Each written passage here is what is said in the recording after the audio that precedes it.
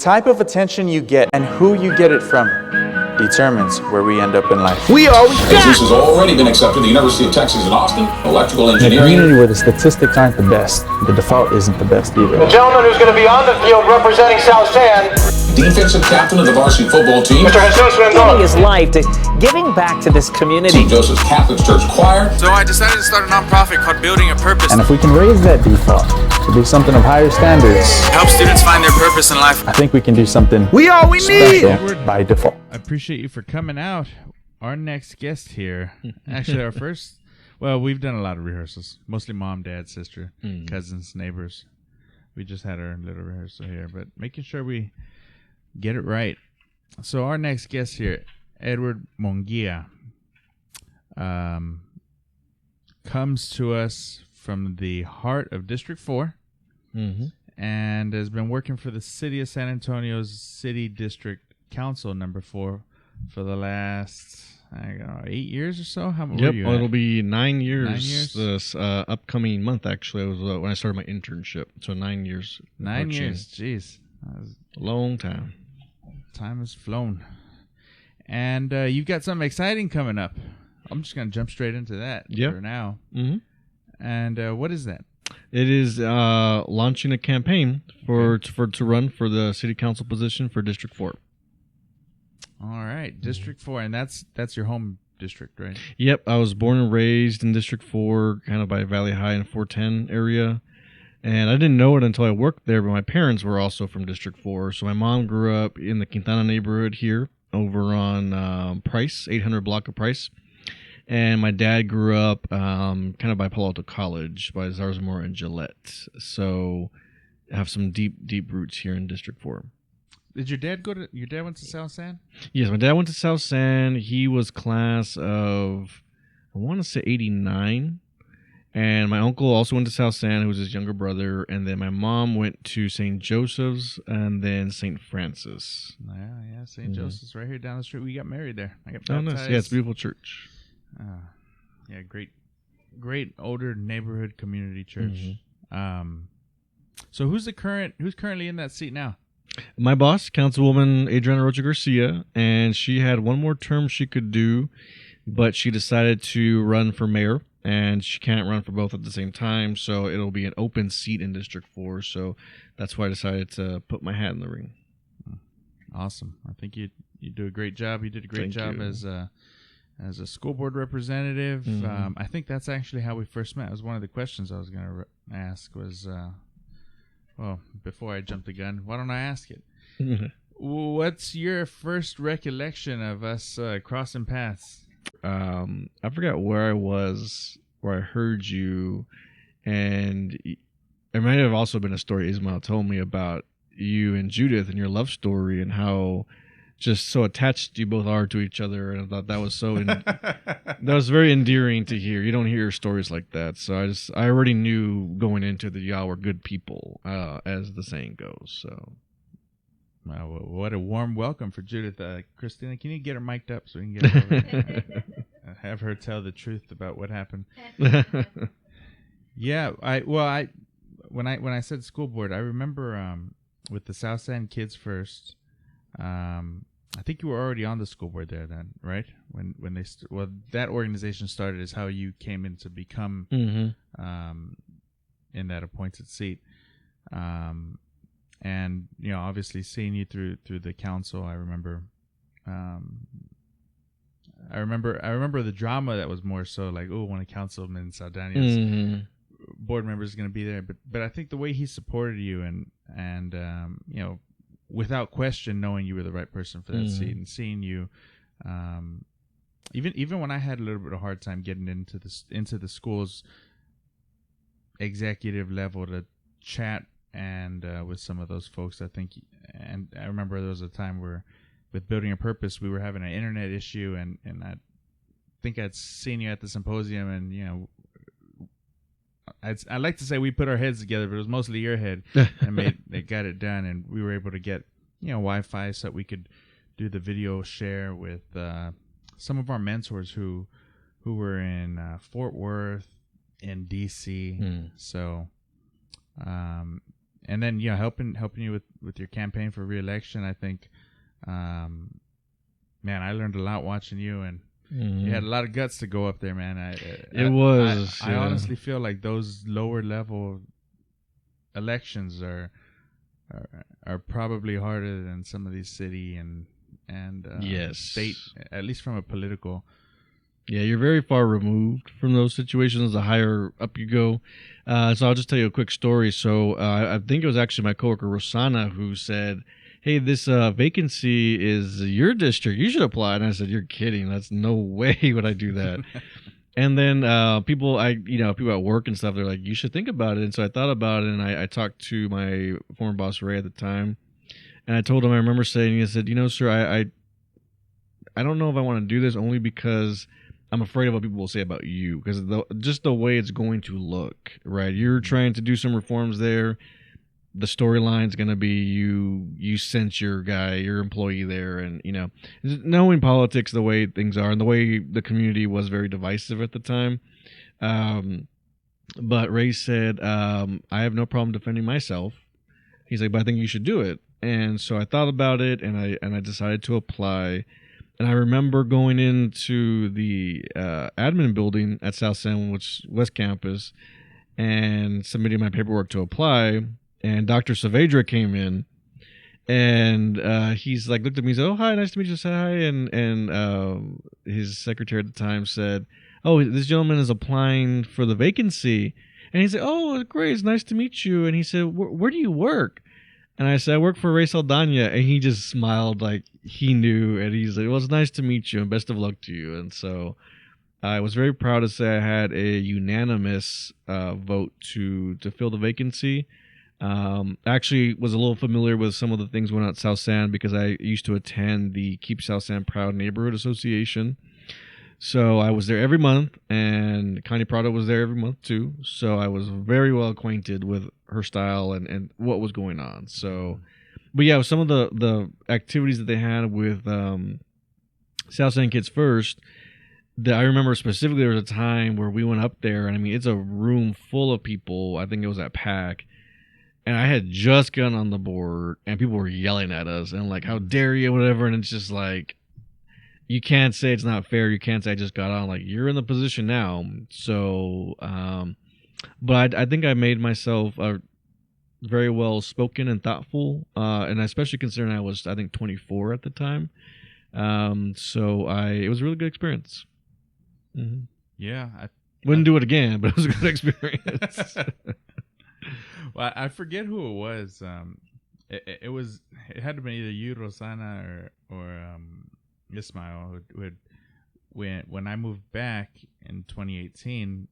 You talked about how it was before. It had to have been before you were in office too. These neighborhood association meetings were pretty cutthroat too, Mm-hmm. and I told you I was about to join the Quintana Neighborhood Association, and I think it was pretty heated at the beginning, but since 2000, Quintana Neighborhood Association's been around, but I feel like over the last 5 to 7 years or so, the organization, the Neighborhood Association, has really found its stride, and there's still some friction points and growing pains and healing areas where politics have rubbed some people the wrong way, but I think overall the community has come together very well, and it's not quite the bras that it used to be, Yeah. So Definitely. that's a good thing. Tell me about a couple of your strengths.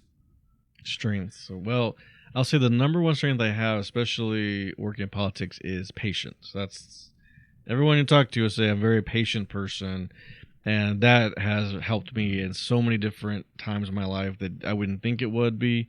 But I'm very, very happy to have. Maybe it's because I'm a middle child, or for some other reason. But I'm a very patient person, and I think I am also very perceptive.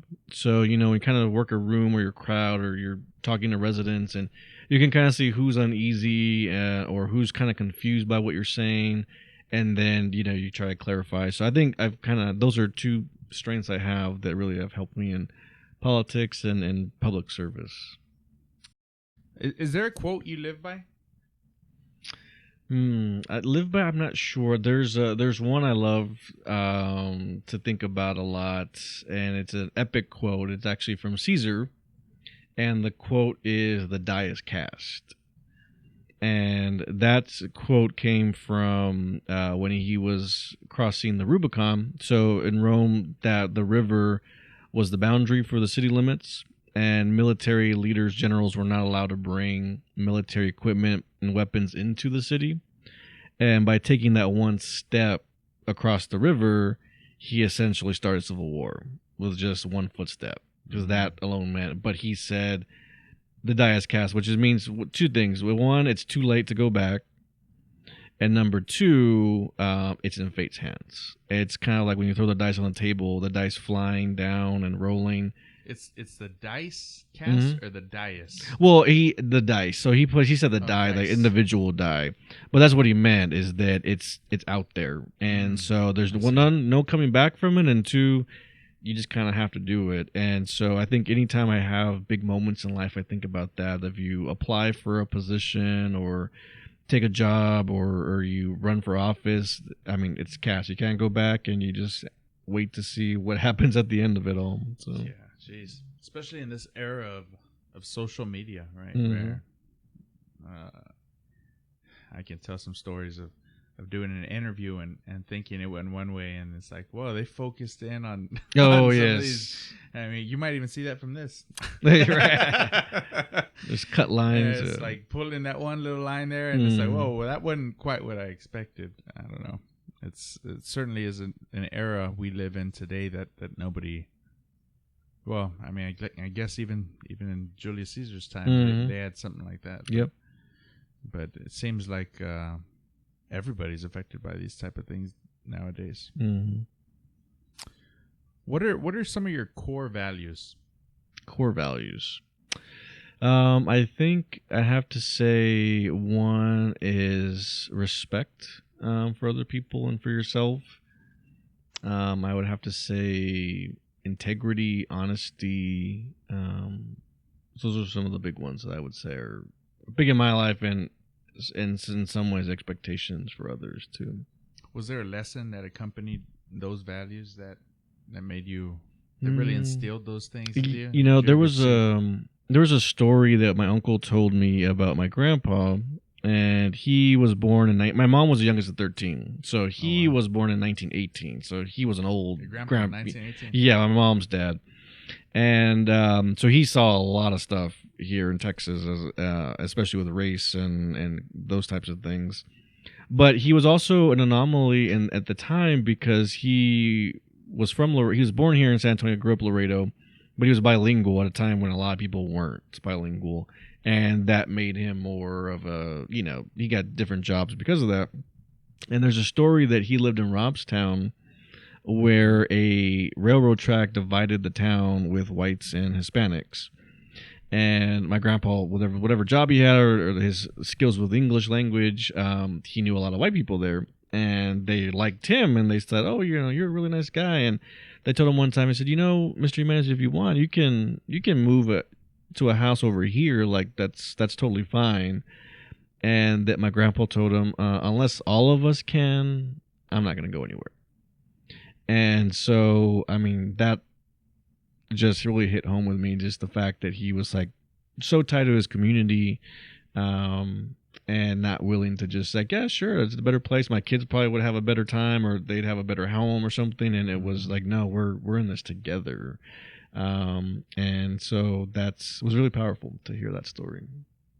Yeah, I think those type of stories, man, especially when you hear it from a generation or two or three generations ago. Mm-hmm. Was he a World War II veteran? So he was in the reserves during World War II. I don't think he ever saw combat. He never got into combat, but yeah, he was a veteran. And he actually had gotten involved in politics early on. So I mean, anywhere he went, they would do like, the military clubs or VFW stuff, and he was very involved in local campaigns. I actually have a copy of a letter that LBJ sent him when he was running for Senate in 1946. U.S. Senate? U.S. Senate. Your yeah. grandfather? No, my LBJ, LBJ was running, and my grandpa helped on the campaign. And he has a letter to him stating, thank you for all your help. And then, so I have it framed, and I always have it in my office as a reminder, of So just the work. This had to have been late 40s, Mhm. early 50s? Yeah. It was, I think 46 was the letter. So, 1940s. and he was always active in Democratic, stuff, and he was always kept up with on the news. What the special thing is, he and my grandma lived here in this neighborhood for so many years, and I've come across people that knew them at church, and they've passed away. It's been many years since they passed away now, but people still remember them, and people still talk highly of them because there's, your grandpa was always nice. He was always had a smile. He was whistling. Yeah. Your grandma would make food for people, and she was so sweet. And those are the things that. And they're the ones who grew up on Price? Yes. Yeah. I used to go to church with them and stuff when I was young. So I got to have a really good relationship with them. And it's just a beautiful thing to see that legacy still today. Yeah. He didn't have any stories about Henry B. Gonzalez? I don't think so. No. I don't know if he ever knew him or met him. I've heard a lot of stories about people in Henry B. Gonzalez. Yes. That's why I'm curious. That guy was a very interesting man. Yeah. Yes, That's awesome. Yeah. So, we talked about kind of your philosophical and vision and values. The goal you're chasing right now for city council, I think you had posted something about I guess it was when you were in your internship in front of the office, and you said, I'm paraphrasing here, one day I'll be here back in this office. What was the I'm gonna do it moment that really kick the can for you to make sure that you were actually going to launch this for the city council? City council. I know it had been premeditated for so long. I mean, I obviously seen that picture of you at the council and wanting to fill that seat one day. But what was the moment for you? So that picture is when I was interning for a state rep, and I just knew I wanted to do something. But for city council, the moment when the councilwoman said she was going to run for mayor is just when I knew. And like you said, we had talked about it for a long time, and I had been wanting to do this for a long time. And some people had asked me about it when Ray was term limited, and I just felt I wasn't ready, and I knew the councilwoman. I thought she would be much more qualified. But knowing that she was going to do that and that it was going to be an open seat, I just had to, because I was just so prepared to do it, and I just thought that I would be the best person to do it too. So, yeah, if you just want to share an impactful event and walk us through your timeline. Sure, yeah. So, looking back, I was about 7, I would say, when my grandma Jimenez passed away, which was my mom's mom, and that was the first big loss I ever had in my life. And we were very close, and I used to go over with them all the time. And my mom would joke that they were watching me as much as I was watching them because they were older. And she was just really a saint, my grandma. I mean, no one has ever said anything bad about her. I would get picked up from elementary school, and I would go to their apartment, and she would have like guisada, homemade rice and beans, homemade tortillas, which is why I was telling you I love going to Mendez Cafe, because those tortillas are the most similar to my grandma's tortillas, and it's very nostalgic for me. And I would sit there in the kitchen with her and watch her novellas, and she'd be going through beans or just sitting at the table with me, and so we used to have a really great time. And so that loss was the first major loss I ever had. And I just remember also not realizing how big our family was, because my mom was like I said, the youngest of 13. I was probably at the time I was the youngest grandchild, but I think I was number 41 or 42. And then she had great grandkids, great grandkids, friends and family, of all these different places. So I just remember the room being completely packed, but knowing how much of an impact she had, because everybody there just absolutely loved her. And so that was a really key moment in life, for good and bad reasons, for knowing all that. And then I would say moving on to, I guess I was about 10 when my parents got divorced. And that was a very hard time as well, having suffered that loss and then going through that time. And things changed. Obviously, we always had a house there in Valley High, but my mom and I moved. And, we moved for throughout my time in school to several different apartments. And I never had any issue with that, but that just was a change from what I had expected when I was younger, that we would just always be there in the area. But we had some good stuff happen. So when I was 11, my sister Chloe was born. And that to me, when my sister Chloe was born, my sister Bailey, that's the closest I've ever felt to having a child, because I could kind of see that emotional attachment, and just absolutely love my sisters. Was a great big brother in my opinion, if I had to say. So I was 11 and 14 when Chloe and Bailey were born, and they just are amazing. So I think about that too, right? My parents had never gotten divorced. We may have never had sisters. And I had two older brothers, but I would have never realized that or have someone to kind of be proud of and to support. So those are really key moments for me too, is their birth. So Chloe's your sister on your mom's side? Yes, Okay. yeah. So growing up, we were not allowed to say half siblings. My mom was like, if you come from the same mom, you're not a half sibling. That's it. And I thought that was true until I was older and someone said, no, it doesn't matter. But my mom just never allowed us to say that with each other. Yeah. So that has kept our bonds really, really close with each other. And your two older brothers are? Ricky and Roger. And they're also my half siblings too. And Ricky, works at the city right now. He's actually a veteran as well. And my brother Roger is also working, and he is actually doing pastor stuff right now. So he's trying to do his own church with his wife. And so they're doing that right now too. So. When you say older, are they like the similar gap between you and they're your sisters? 6 and 7 years older. Okay. And then my sisters from me are 11 and 14 years younger. So I always joke with my mom, I was like, Mom, all your life you just had kids most of your life. So I said, what are you going to do when Bailey goes to college? And she doesn't want to think about it. So she's had a kid in her home from when she was 18 to in her 50s. So,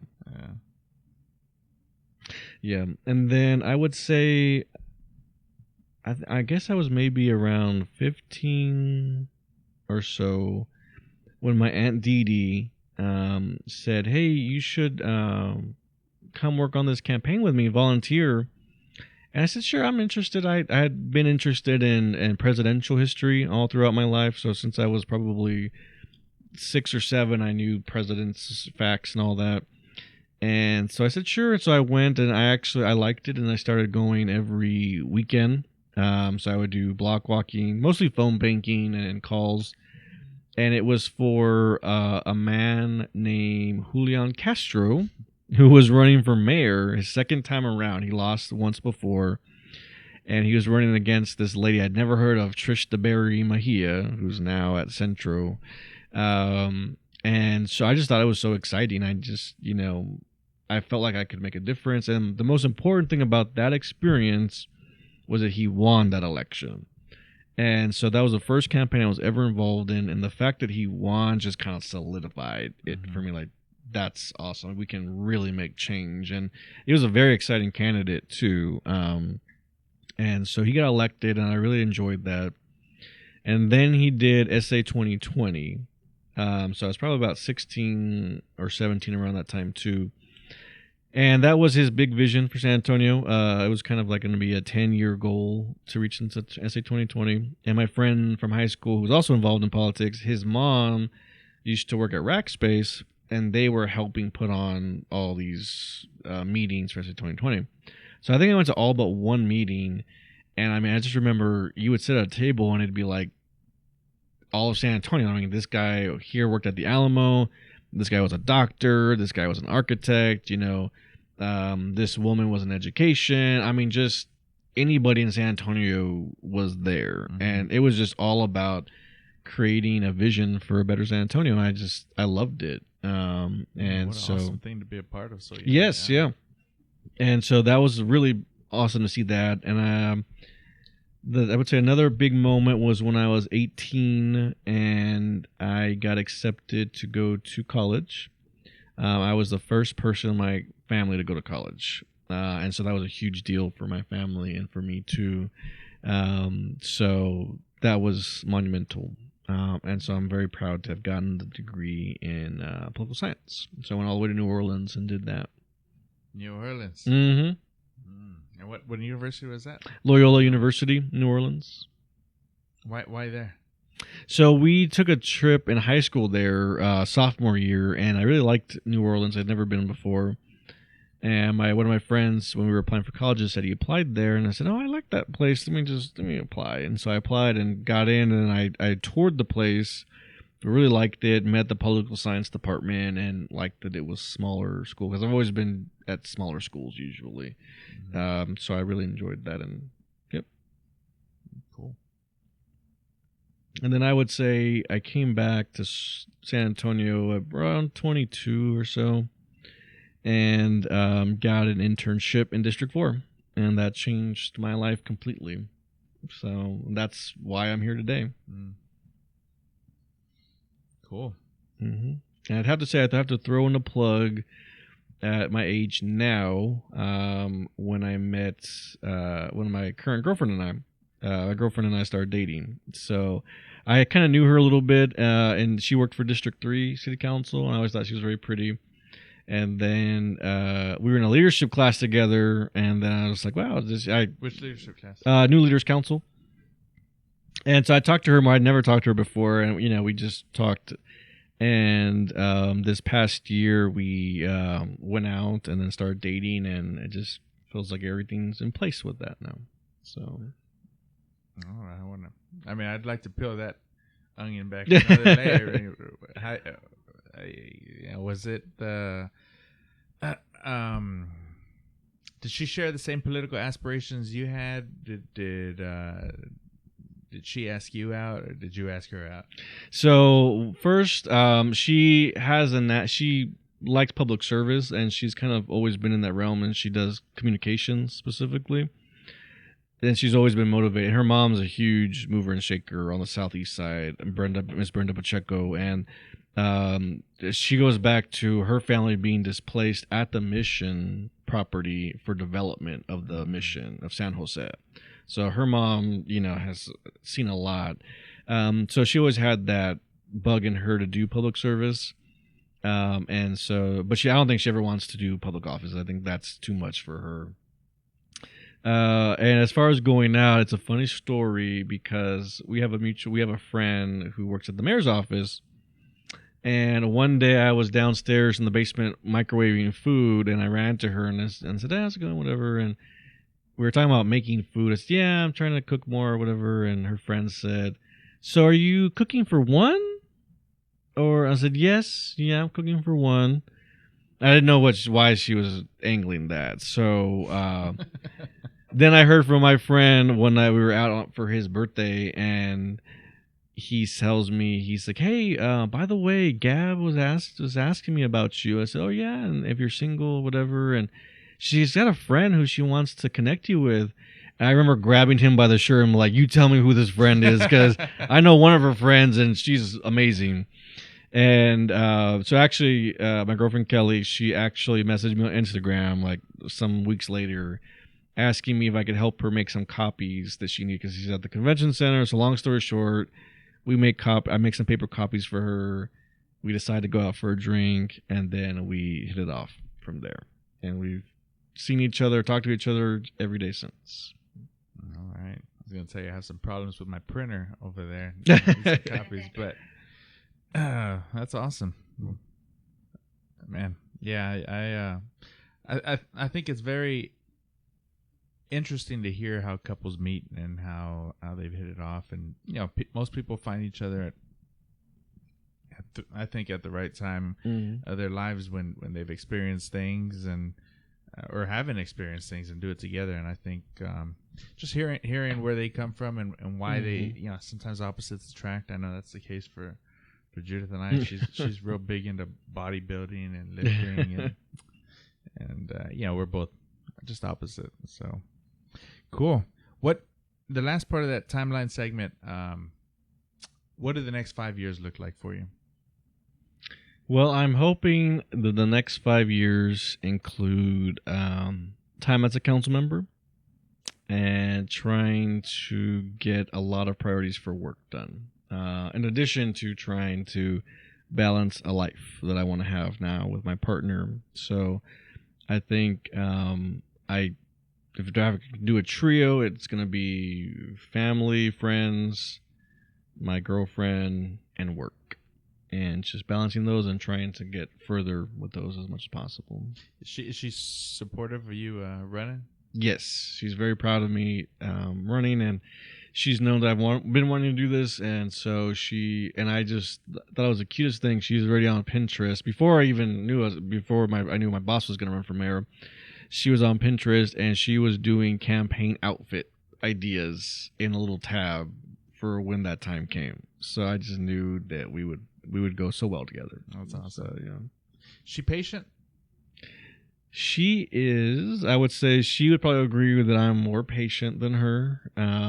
So which I think is someone that we both need for each other. So Right. I think we contrast well. It's a lot to be able to be in political office and the support of a spouse is a lot. I mean, I couldn't even imagine if my wife were to run and then somebody saying something about her or whatever. And Yeah. that's a whole nother level of patience. And that's why I asked that. Yeah, so we joked that she's gonna have to not be there sometimes for when people say something. And she even said, I don't know what I'm gonna do to handle that. And then there's times where I say, I get upset about something. She's like, let me be upset for you. I said, that's great. You can take all the anger from me, and you can do that. So Nice. yeah. That's awesome. Cool. So we'll jump into our next segment here, more focused around mentoring. Hmm. Are you doing now, career-wise, what you thought you'd be doing when you were a kid? I would have to say yes. I think, especially when I was involved in politics, and I was involved in presidential knowledge and stuff, I knew I wanted to do something in government, didn't know what. Did I know I was going to be a city council aide, especially in the district that I lived in? No, I did not know that. I didn't even know what city council districts were, really, until I came to work at one. I didn't know the numbers or what they meant. I just knew that we had them, and that was it. But working in some place in government, yes, that's what I wanted to do. Did you have a mentor growing up? Not per se. I think I had a lot more role models that were family members growing up, and I didn't know anybody in a professional sense that I wanted to be like, other than the presidents that I read about. So in some aspects, I was, I really liked their sense of duty and some of the things that they were doing. Yeah. Mhm. How about more recently? I mean, as an adult. Did you have Yes, any yeah. mentors? Yeah, so I would say that, my two council members I've worked for have been great mentors, Ray Saldaña and Councilwoman Rocha Garcia, for different reasons. I think they're different people, and I've enjoyed working for both of them and seeing them in action and what they bring to the table. And I would also say my colleagues at work, my chief of staff has been in city government since 2001. So I joke, I said, Tim, you could run the city from your phone because he knows everybody at the city. And when he calls, people will pick up. So I like using his phone. And then my coworker, Raul, has been in District 4 at City Council. Gosh, this is his third council member. And so they just know so much about District 4 that I would never know about. And so they have so much institutional knowledge. And the beautiful thing is everybody there cares about people. I mean, we just really want to help people. We want something better for people. And you don't find that at every council district. We're actually very rare that we have so many people that, one, have lived or grew up in the district, and then two, that have been consistent and just want to help residents out. Right. Mm. Yeah, there's something special about y'all's team. Most of y'all been there at least for two council terms, right? Yep. And yeah, I'm a little biased too because I've known all of y'all. So Yeah. there's that.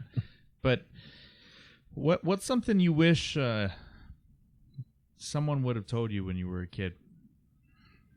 That's a good question. You mean kind of like about growing up or Yeah, going just into the any advice workforce? you wish you or- would have known as, that you would certainly tell yourself looking back. At You know, I would say to not be, especially when you're young, to not be worried or scared or apprehensive about doing things. I think that's the time to do bold things is when you're young. You know, whether it's applying to, this job or it's trying to, ask out that person you never thought would date you, or just taking, I don't mean dangerous risks, but just some sort of risk that you didn't think you could, because you're going to look back and say, wow, that wasn't as bad as it was. Or, you find this happens too, right? Like, oh, that girl did like me back then. I never knew.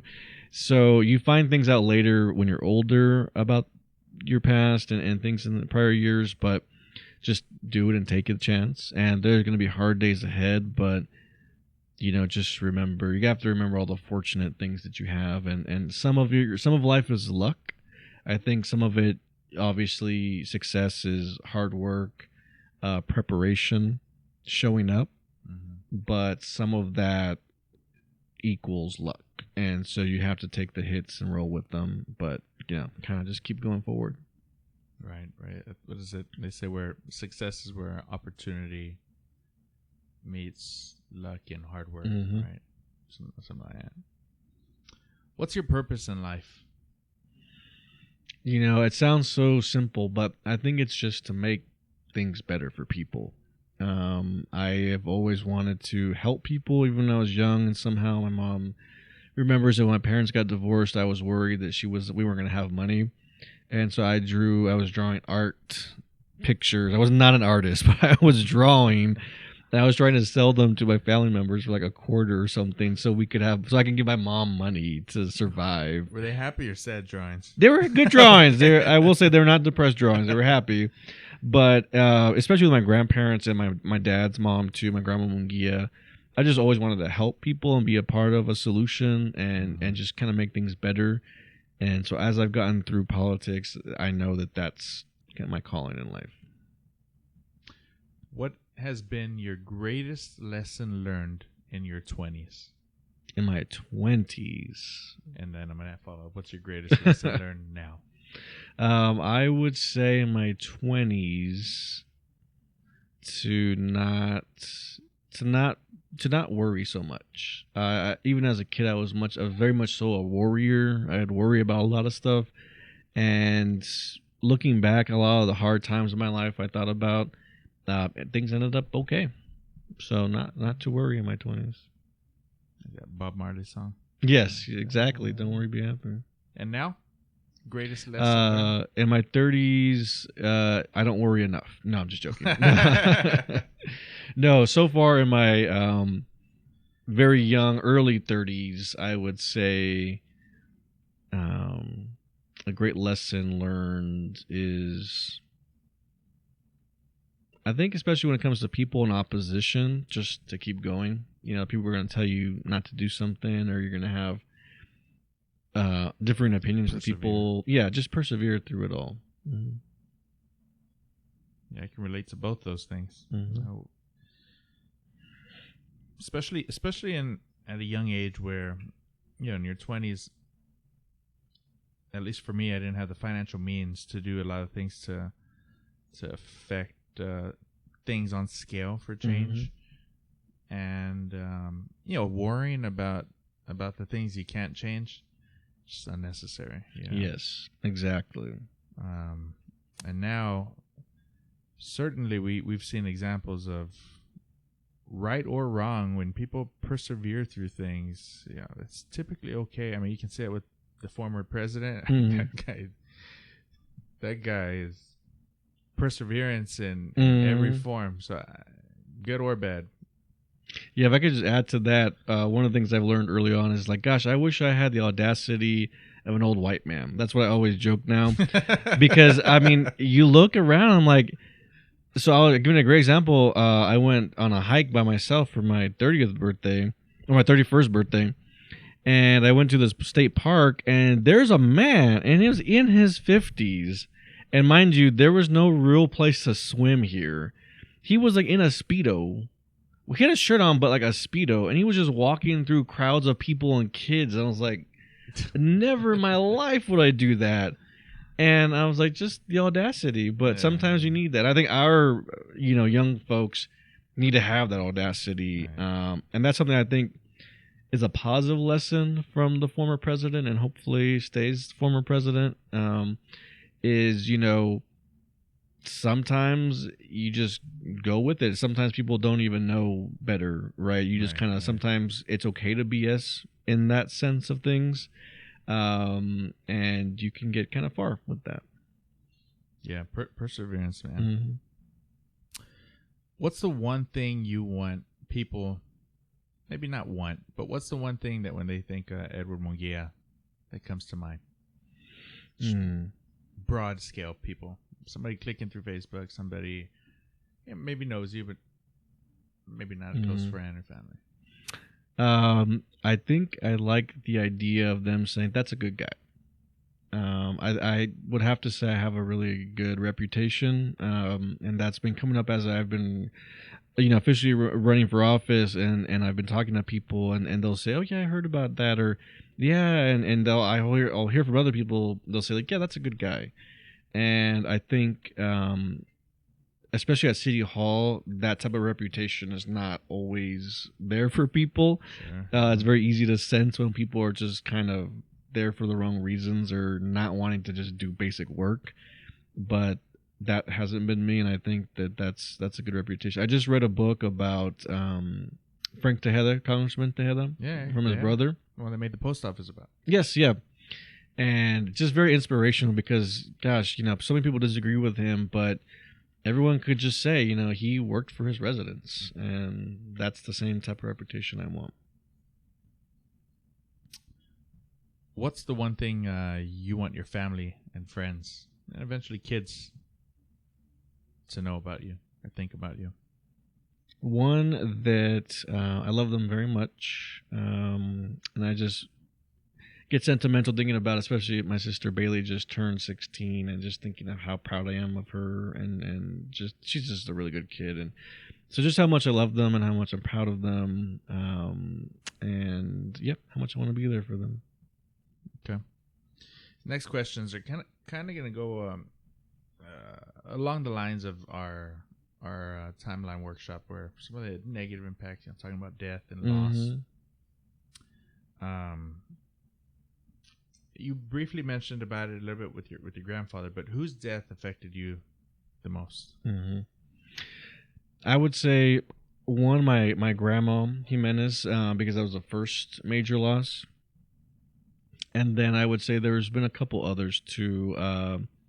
One was my uncle Al, who was my eldest aunt's husband, and he died of cancer pretty quickly, and I saw him deteriorate. But there was a time when my parents had gotten divorced, and we were hanging out with my aunt and uncle a lot, and that's my mom's eldest sister, so they're basically the age of what regular grandparents would be.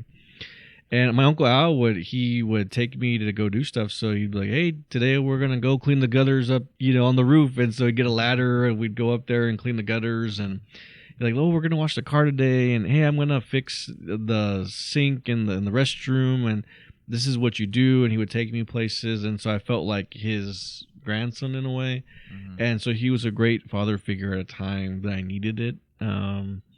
And so his death was very hard as well, just to see him go quickly, him being such a vigorous person, and then just going quickly.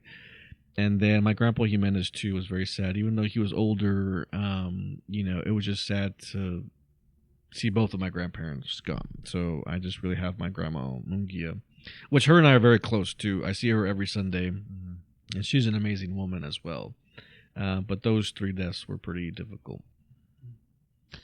If you were to die today, who'd be, and you only have one phone call you can make, who's that one person you're calling? I'd have to say my mom. Just because she's my mom. So, Yeah. What would you say? If I was dying, if I was gonna go to Mom. there'd be a lot of sentimental stuff. She's just been a great mom, and it's not something until you're older you realize how much your parents sacrifice for you, and how much your parents do things for you, and so, or why that they're tough on you when you're young, or why they're strict on you. You don't really see that until you're out of the house and gone.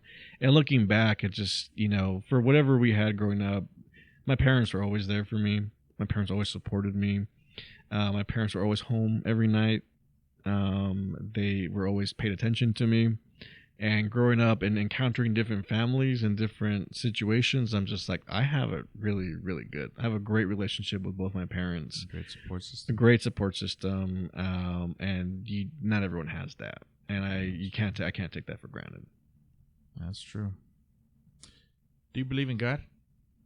I believe in a higher position of us and a higher ability. So I wouldn't say in the sense that I grew up in a Catholic sense, but I do believe that there is just an organization to the universe, that it's not up to us, and that ultimately us as people don't have control over any, the universe or Earth or anything to that matter. So what happens after you die? I don't know. Nobody knows, So I'd like to think our spirits go. We have something. To me, it's a little too cold to believe that you just die, then that's just it for you. I do think we all have energy, right, in our systems, and I think the energy goes somewhere. I also think people live through things, right? If you look at when people die, or there's this new thing where people basically turn themselves into mushrooms, or they have a coffin and it's decomposable, and that you get turned into the energy of all that. So I mean, you somehow or another you do live on. I was really hoping you were gonna say, I know that when I die, those who love us will miss us. That too, yeah. It's because you got the hair of Keanu Reeves and everything going on. I was like, I don't know. It was a whole meme thing that went around with him saying. Oh, gotcha. Last question before we'll go into promoting things. But tell me about a time where you had to deal with some hard conflict and how you resolved that. Hard conflict. So I would say I think some of the hardest conflicts I had were when I was on the school board, and people were very, very mean and ugly to us while we were there.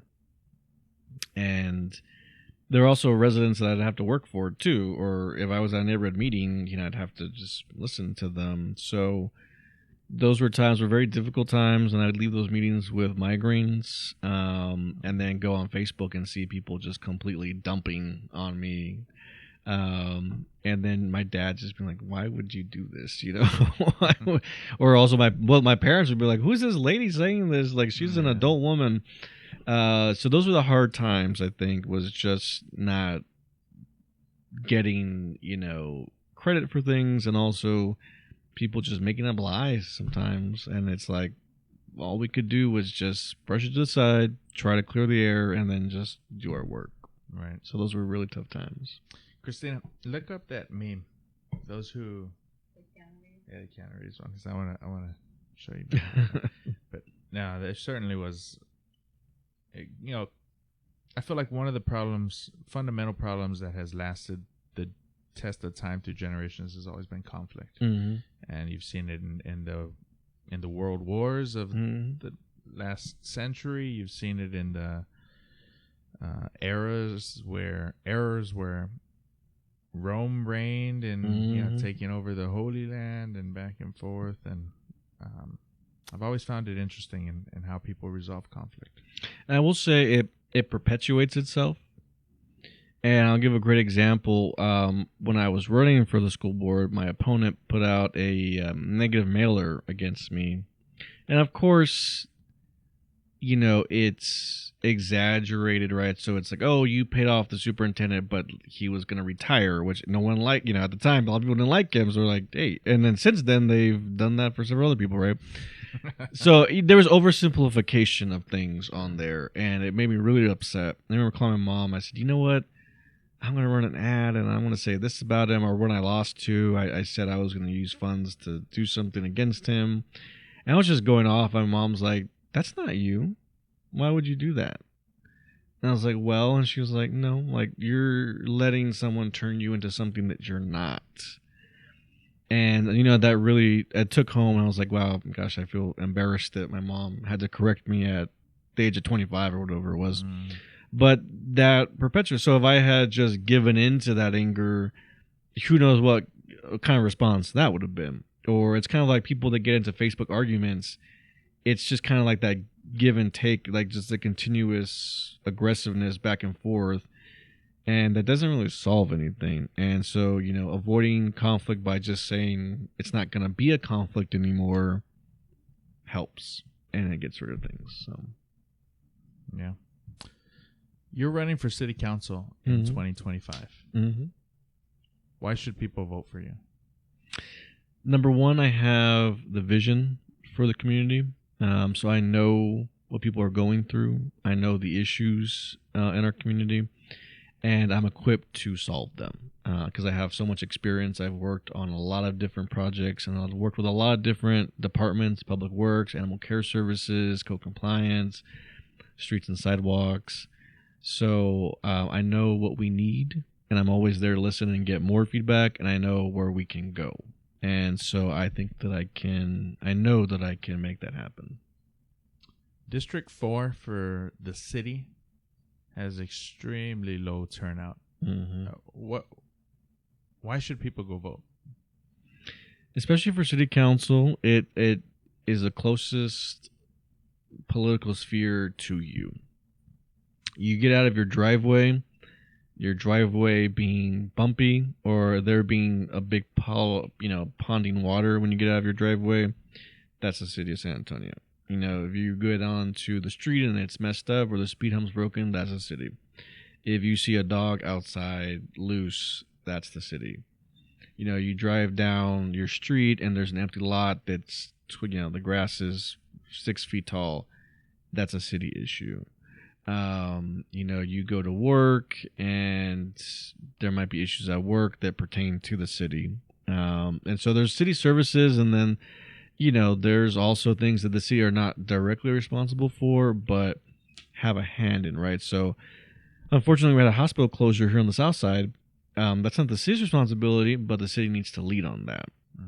And so, there's a higher turnout for the president, and yes, that's great.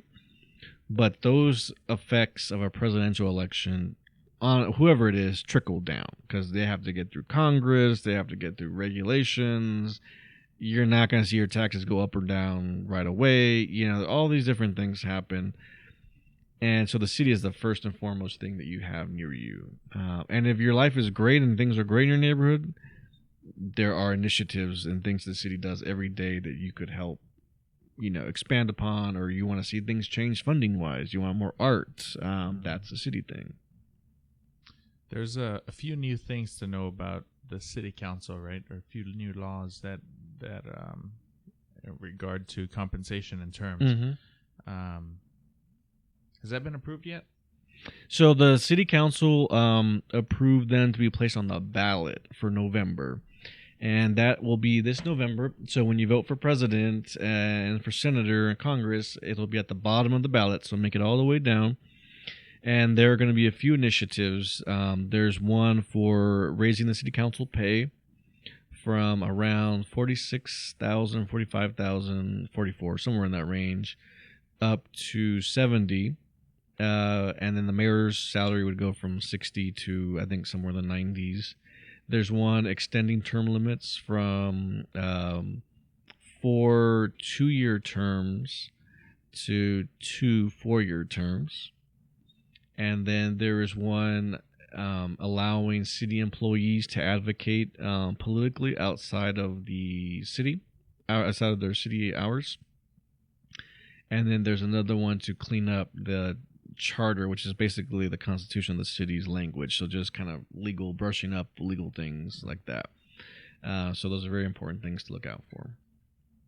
For people who don't know anything about politics, what is a city council person?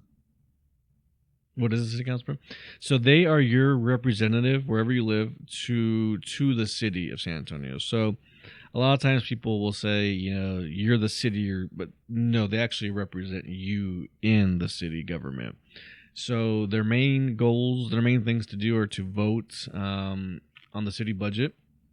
And then when things go differently with the city services, right, that's there to fix it. And then they're there to initiate projects and do larger things. So they're really important. Another important thing is zoning. So if someone wants to open up a store or gas station and it happens to be near your house, the city council approves those zoning changes. So that's a huge, huge thing people should get involved in, especially on.